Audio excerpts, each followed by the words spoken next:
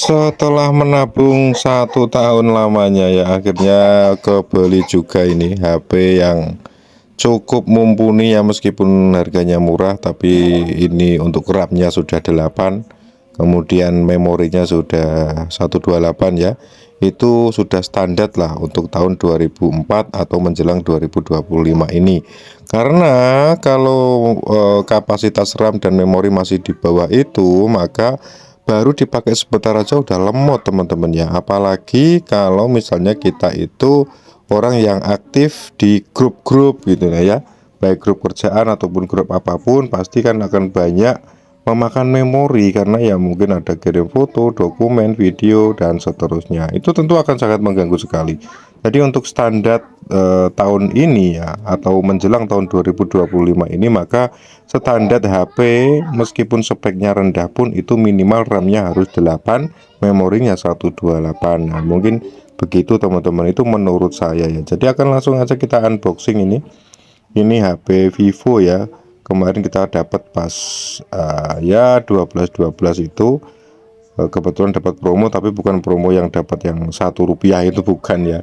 Ini yang harganya mungkin sekitar 1,6 ya. Nah, kalau harga normalnya kan sekitar berapa, 2 jutaan lah ya. Nah, kita akan coba untuk lihat bersama-sama. Nah, seperti ini isinya ya.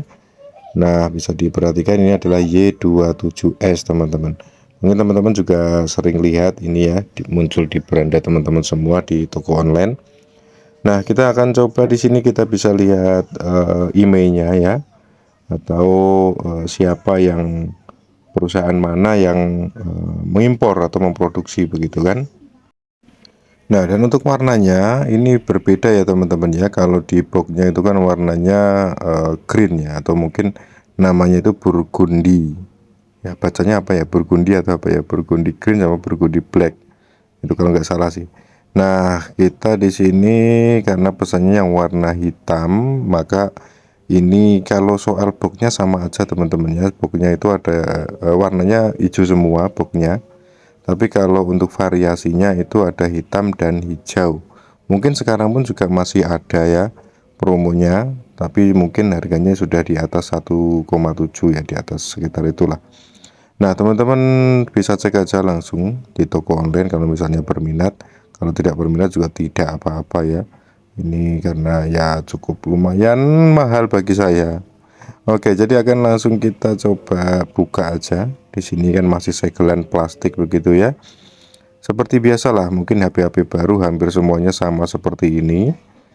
Oke, jadi kita akan coba langsung lihat isinya, kita dapat apa aja sih.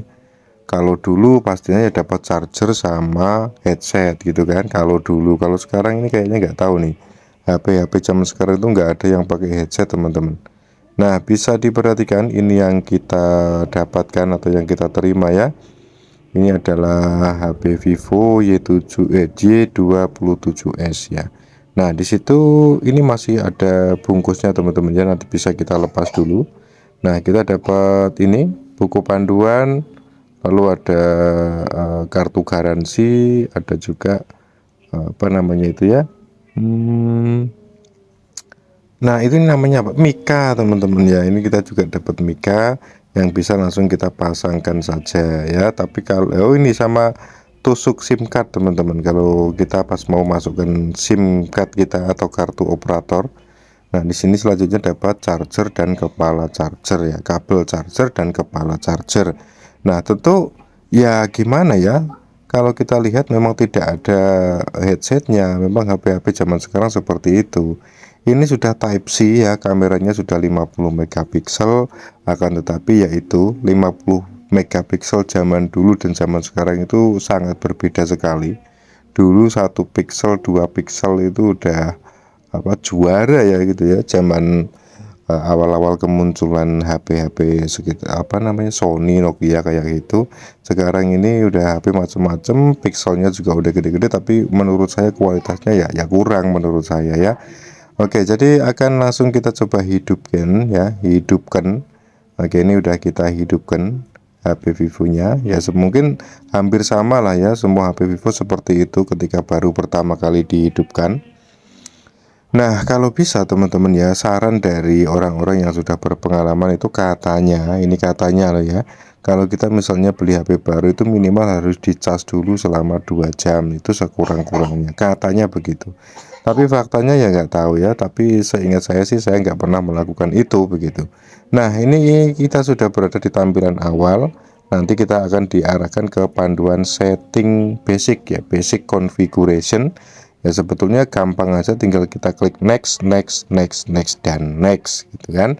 Nah, nanti yang agak ribet mungkin akan dimintai untuk memasukkan email, password, kemudian apa namanya, kode OTP seperti itu. Lalu kita akan diminta untuk menunggu prosesnya. Nah, prosesnya inilah teman-teman yang cukup memakan waktu ya.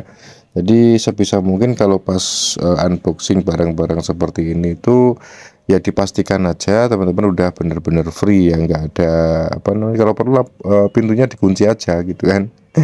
Oke, jadi kita akan coba atur dulu beberapa settingan dasar yang harus kita inputkan ke HP yang baru ini. Nah, kemudian buat teman-teman semua, apakah nanti kesimpulannya ini recommended atau tidak, silahkan ditonton sampai akhir ya. Karena ya begitulah, prosesnya masih lumayan cukup lama. Namun tidak usah berkecil hati, karena pada dasarnya HP kalau baru itu kan mestinya performanya masih prima begitu kan. Jadi harusnya sih ya tidak lemot-lemot amat gitu kan, karena memorinya sendiri atau kapasitas RAM-nya itu juga sudah 8. Nah, ini kita coba buka untuk kabel chargernya teman-teman. Ini sudah menggunakan Type C ya. Untuk kepala chargernya atau kepala adaptornya itu maksimal 44 watt ya. Itu sudah versi yang termutakhir saat ini ya, penghujung tahun 2024 menjelang tahun 2025. Nah, selanjutnya setelah kita mengatur konfigurasi dasar ya, mulai dari memasukkan email, kemudian membuat PIN atau men-setting fingerprint atau antar muka atau pengenalan wajah dan seterusnya, itu nanti kita akan langsung bisa menggunakan HP ini teman-teman ya. Jadi kita pasang dulu mikanya, karena kita mungkin SIM cardnya belum ready ya. Mungkin setelah ini kita akan coba cari dulu SIM cardnya di mana, karena ya itulah, sebenarnya ganti HP itu kalau bagi saya itu males teman-teman, karena iya itu ya, ribetnya itu nanti mindahin inilah, mindahin itulah, mindahin data ini, mindahin data itu, video ini, video itu, dan seterusnya. Tapi ya kalau untuk apa namanya, hiburan bocil-bocil itu ya udah mumpuni lah seperti ini. Paling butuhannya apa sih ya, paling buat download game seperti itu kan ya. Oke, mungkin segitu saja. Barangkali teman-teman punya rekomendasi HP apa yang mungkin recommended untuk tahun 2025, bisa tuliskan di kolom komentar. Jadi terima kasih yang sudah menonton sampai akhir. Saya doakan mudah-mudahan sukses selalu, dilancarkan semua keperluannya, dan dimudahkan segala urusannya dalam mencari rezeki atau apapun ya. Jadi salam sehat semuanya.